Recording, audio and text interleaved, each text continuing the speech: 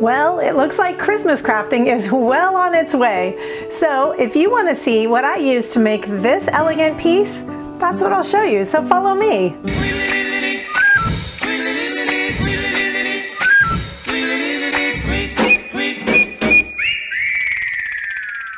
What's up, Glue Dots? I'm Elaine, the Midnight Crafter. Today I have a Christmas craft for you using the wreath hangers from Dollar Tree. So I don't even know how it came to me, but it did, and it's an elegant piece that will add beauty to your home, your decor for Christmas. If you want to make it glam, which I did, you can follow my direction, or you can be creative and use items that will make it a little more rustic or whatever your style might be. Before I get to showing you how to do it, please don't forget to check the description box down below. There is a place there where you can enter to win a really cute little bling owl keychain. I do that drawing and a live chat the first of every month, and it's so much fun. So enter down there. You only have to enter once and you are good to go. Also, if you enjoy my videos, don't forget to give me a thumbs up. And if you want to see more of what kind of things that I come up with, hit that subscribe button too. All right, let's do it.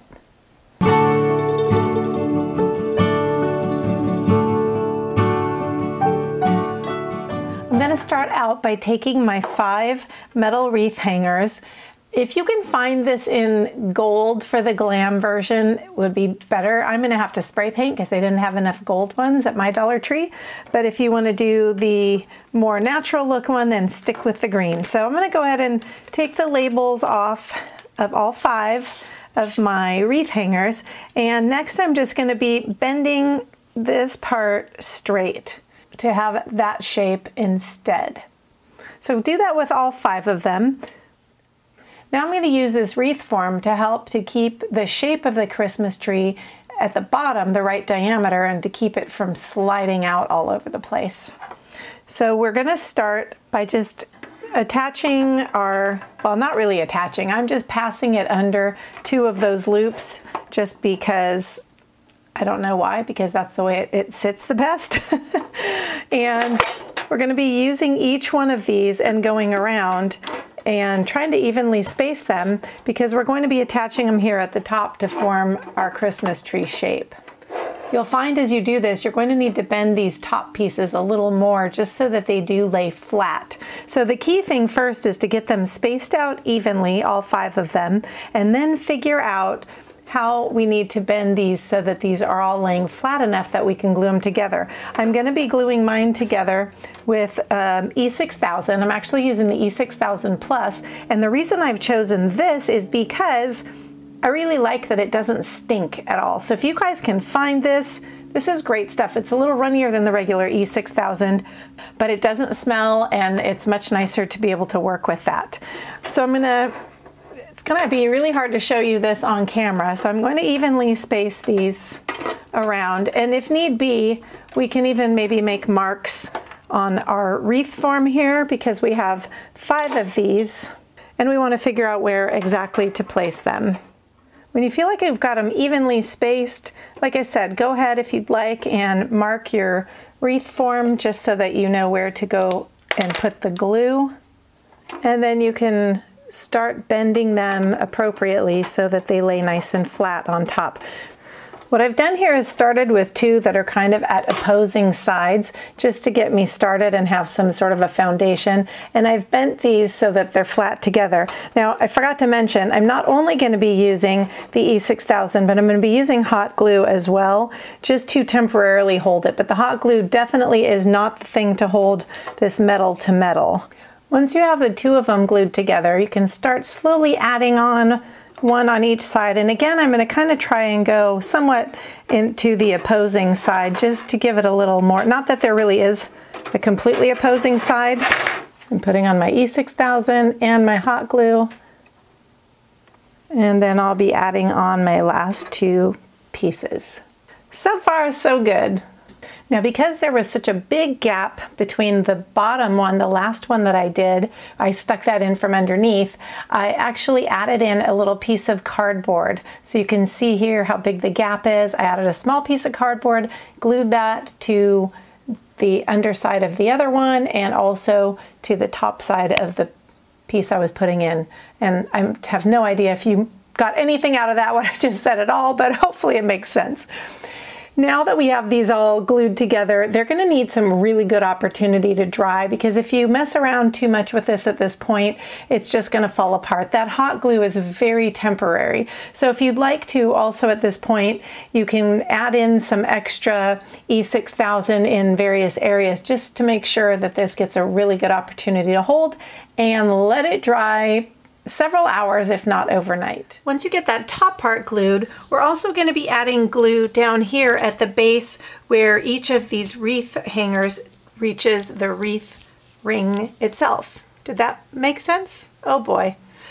Anyway, what we're going to be doing is put some glue in there where those parts touch, and only on that first inside ring here, because we are going to be cutting off the whole rest of the wreath form out here, these rings. Now, you may ask, why did we not do that ahead of time? Well, because right now, the way the wreath form is, it raises up that inner ring so that it allows us to be able to work a little easier and not have it resting down in the very base of the curve of the wreath hanger. Once this is completely dry, for me, because I'm going to do the glam version, I'm going to go out and give this a good spray paint with my gold metallic Rust-Oleum, and that way it'll have a really nice base through all my little glittery branches. If you're doing the pine branches because you aren't into the glam look, or you prefer the pine look, you can go ahead and leave it green, as I said. Now, before I go take this out to spray paint it, I'm going to sit and cut at each of these junction points here of the wreath form. I've already cut a few of them. It's a little tough to cut, so make sure you have a good pair of wire cutters. And if you need some help, grab some help. And then once that is cut, remove the ring, and here's what we got. So this is what's going to get spray painted now gold. Well, for me it's going to get spray painted gold. You can do whatever you want. Okay, now's your chance to shine, or actually sparkle, because we're going to be covered in glitter. We're going to be using this Dollar Tree fern. Now, if you're not a glam person, you obviously are going to want to pick a different type of fern or a different type of greenery or something to do this with. We're going to spread these pieces out and cut them down at the bottom. Each stem is going to give you 4 pieces that have a fern part and then these little straight pointed spear parts. And then also we'll give you 1 piece that has 3 of the little spear parts. We're going to be using the E6000 and the hot glue to attach these on. So take and press these things so they're a little closer together, so they're not so far spread out on that stem. Want it to be a little bit fuller. I would say I probably have them spaced about 1 inch to 1.5 inches apart for each little segment there. And we're going to take and glue this right to this wreath hanger here along the side, just like that. I am going to leave a good portion of the stem so that I can actually glue on there.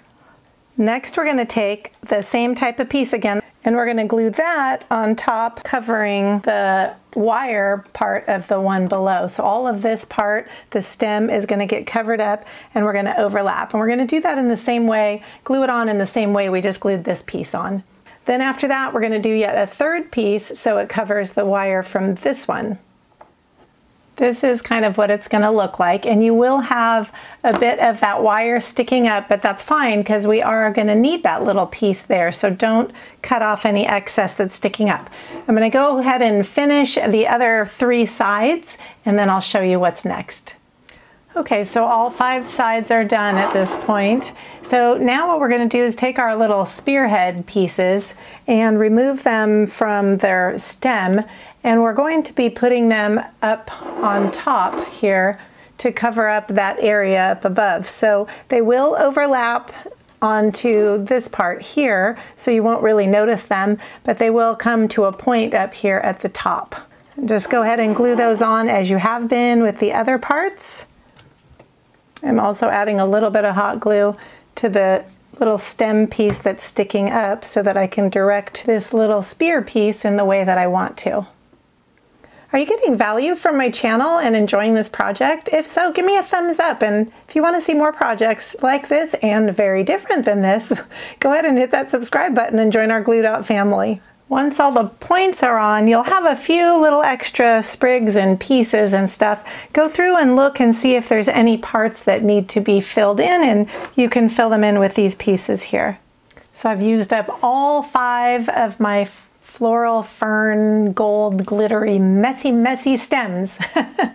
And now I'm going to be taking this garland, let's see, it's just called Decor, and it is the little pine cones. So take a moment and unwind those all. Now that I've got this all unraveled, it's a little fragile, so you do need to be careful and take your time with that. I'm going to just find a spot on my tree, probably at the bottom, and wrap that wire around in there and attach it, and then just start putting this around as if we were putting on decoration around our own Christmas tree. So this is 9 feet long. Not sure how many times it'll go around. My guess is that it should go all the way around, and there's a couple different styles that you can choose from. There's a gold, a silver, and then there's this glittery one. So you can, I don't know, pick what you like, and I think we got enough glitter on this tree already. So I'm gonna start out with just the kind of muted silvery gold ones. Kind of weave it in between your little branches so that it doesn't just smash them all down. I was a couple pine cones short of a full tree. Wait, that just made me sound like I'm saying I'm crazy. So I did have to use my extra, like a few pine cones, 3 or 4 pine cones from my other roll. So just wanted to let you know that, depending on how many you would like to see on there. Speaking of seeing, are you ready to see this?